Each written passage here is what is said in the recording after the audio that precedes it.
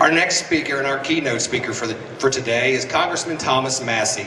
Representative Massie is a longtime concealed carry permit holder and a Class 3 firearms collector.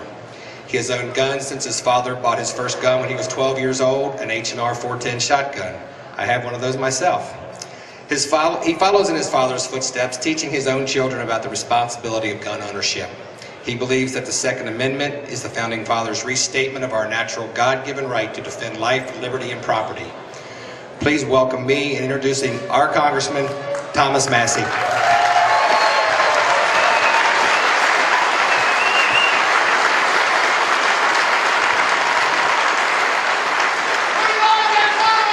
Thank you, Bernie. I'm very glad to be here today, and Joe Khalil, let's give him a big round of applause. What a patriot.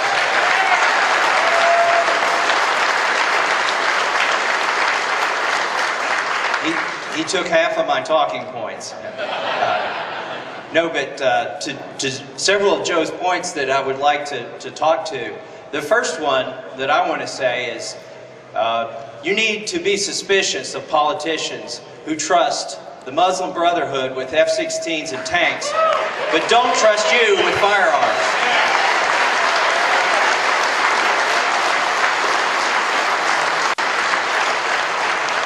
And the other thing, we were going over terminology. Joe was talking about terminology, the AR-15. Technically it's not an assault rifle. Those were banned in 1986, or the assault rifles were, because they had that extra position on them. But I call the AR-15 political refugee insurance. When somebody tells you next time about the fatality rates in Europe versus fatality rates in the United States, you need to ask them, are they including the ones perpetrated by their own governments? Because they're not. And if they did, you would see what the Second Amendment is all about. By the way, I'm a strong believer in constitutionally limited government. Before I was interested in politics, before I had time to pay a whole lot of attention, there was one thing I paid attention to when a politician got up and spoke, and that was his or her position on the Second Amendment.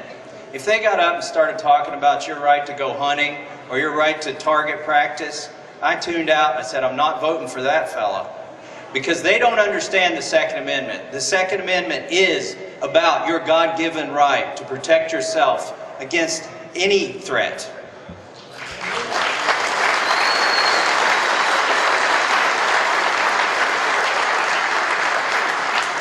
And I would remind you that a government that is, I'm for smaller government, because a government that's big enough to give you everything you want is big enough to take it all away. And the Second Amendment is part of a package of the Bill of Rights, 10 amendments to our Constitution. And you can't take them one at a time. They all come together. If we give in on the First Amendment, or the Fourth Amendment, or the Fifth Amendment, we will soon lose our Second Amendment. So we need to find politicians who will back the entire Bill of Rights, including the 10th Amendment, which gives the power to the states to make their own decisions.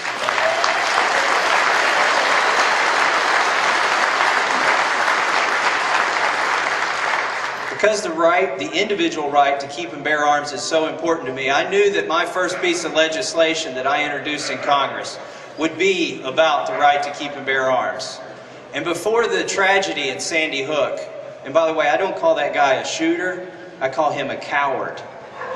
But before the tragedy in Sandy Hook, I was contemplating a bill to remove the sporting purposes clause from our federal gun laws. And that's because I don't see any sporting purposes clause in the Second Amendment that Joe just read to us. But instead, after that shooting, I decided that you could do something possibly with legislation to prevent another shooting like that. You could take a law off of the books that creates vulnerable populations. The Gun-Free School Zone Act, the first bill that I introduced, and by the way, I beat Dianne Feinstein when I introduced this bill.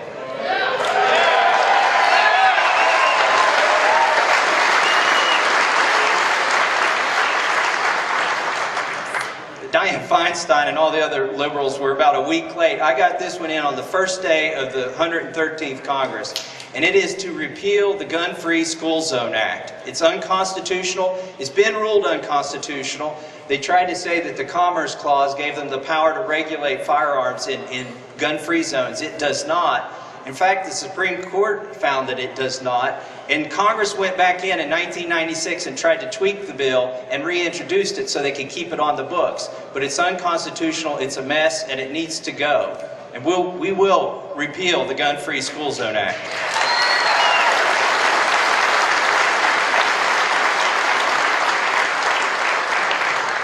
There are a few pieces of legislation, though, that have been introduced that are problematic to our right to keep and bear arms. And I want to talk about those briefly and why they are a bad idea and my talking points when I talk to the press.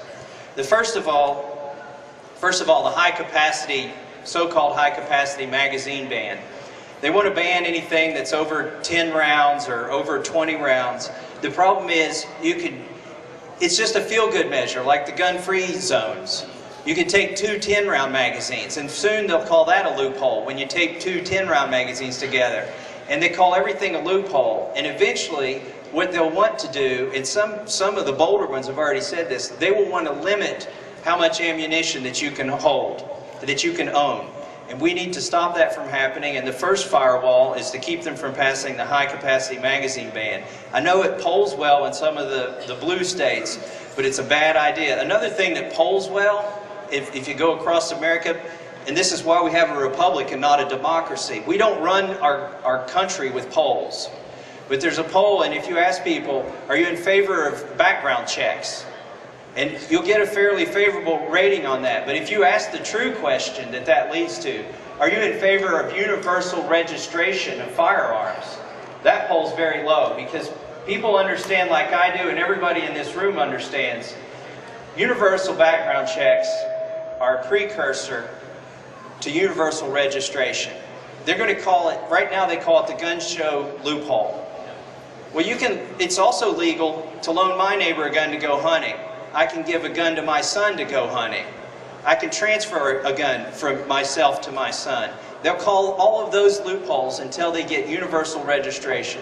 They want a list of social security numbers and gun serial numbers, and they won't be happy until they get that. And that is a precursor to confiscation in any of the other countries where we've seen that. So you need to make every effort to resist that at any possible time.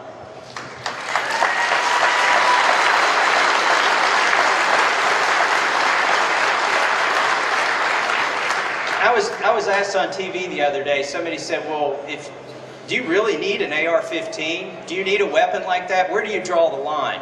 What about a rocket launcher or a bazooka? Do you support people's rights to have those? Where do you draw the line? How do you justify owning an AR-15? And here's what I told the reporter on TV. I said, look, the finest defenders in the world, the people who are trained, are law enforcement officers. They're trained to protect us against any threat that could come to us as civilians. If they feel the need, and they recognize the need to have these weapons to protect me when they show up, then I need those weapons to protect me until they show up.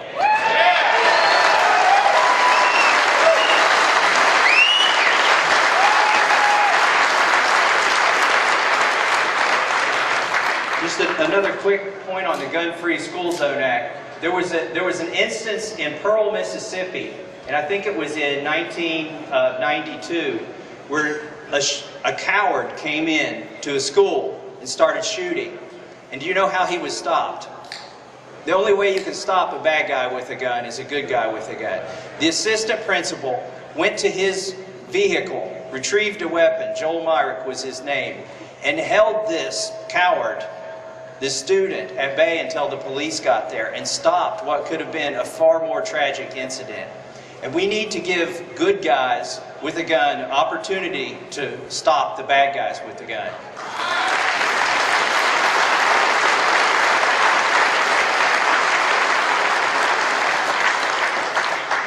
And you know, one of the reasons I introduced the bill to repeal the Gun-Free School Zone Act is because we're always just waiting. We're on the defense. There's so many people in Congress, and by the way, it's true, so many of them don't read the bills, but there's so many of them just waiting there to compromise. They'll do a poll, and whatever will get them through the next election, that's what they'll vote for.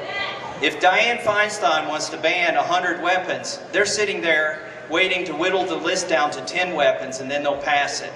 And we can't be always compromising. Somebody needs to be on the offense. And that's why the constituents in the 4th District deserve a congressman who will go on the offense.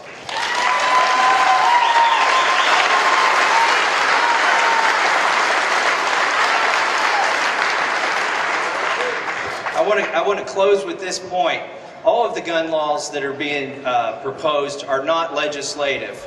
There are some that are executive orders, and there are 23 executive orders. And one of those executive orders that disturbs me the most is where the president, through Obamacare, is trying to enlist doctors to be part of the gun control scheme. And he's encouraged them, if you've read all 23, you'll find this in there. He's encouraging them to ask you, when you come in for an appointment, if you have a gun in the house. Well, here's what I suggest that you do the next time a doctor asks if you have a gun in the house. And I'm going to close with this. This is what I'm going to do if the doctor says, do you have a gun in the house? I'm going to say, no, sir, I brought it with me.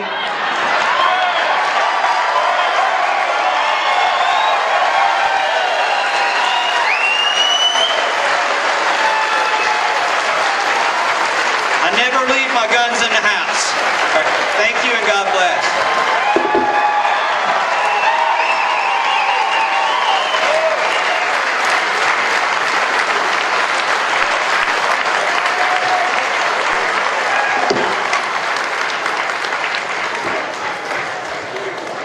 Congressman Massie, we thank you for being here today. And we thank you for your outspoken leadership in Washington. We have some outspoken leadership anyway. Thank you.